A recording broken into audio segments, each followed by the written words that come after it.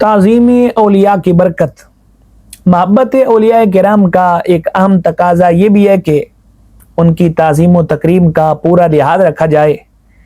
ولی کی ذات، اس کے ارشادات، اس کے تبرکات اور اس کی نسبتوں کا احترام کیا جائے، خواہ اس کی زہری زندگی کا دور ہو یا وصال کے بعد کا۔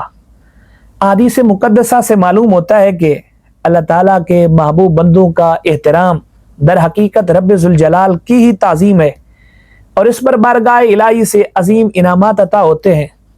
اس کے برعکس محبوبان خدا کی توہین و گستاخی در حقیقت بارگاہ الہی کی بے ادبی ہے، جس کا نتیجہ دنیا آخرت کی تباہی ہے۔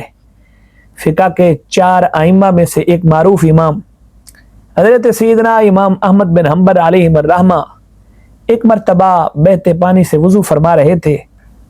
پانی کی بالائی جانب ایک اور شخص بھی وضو کر رہا تھا۔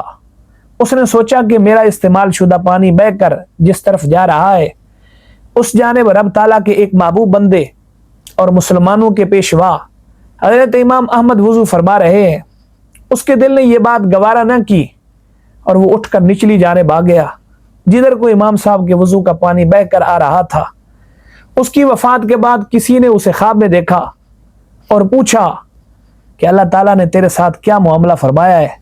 تو وہ کہنے لگا، میں نے ایک مرتبہ وضو کرتے ہوئے امام احمد کا ادب کیا تھا، رب تعالیٰ نے اس کی لاج رکھتے ہوئے رحمت فرمائی ہے اور مجھے بخش دیا ہے۔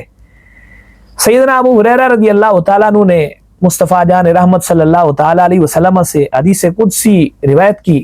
خالق کائنات جل مجدہ الکریم فرماتا ہے، من عاد لی ولیا فقد آذنتہ بالحرب، جو میرے کسی ولی سے دشمنی رکھے اسے اذیت دے، میرا اس کے ساتھ اعلان جنگ ہے۔ آج بعض بدبخت افراد سکارز کے روپ میں بزرگان دین کا مذاق اڑاتے ہیں، لوگوں کو ان سے بدظن کرنے کی کوشش کرتے ہیں اور سمجھتے ہیں کہ اس طرح وہ دین کا کام کر رہے ہیں۔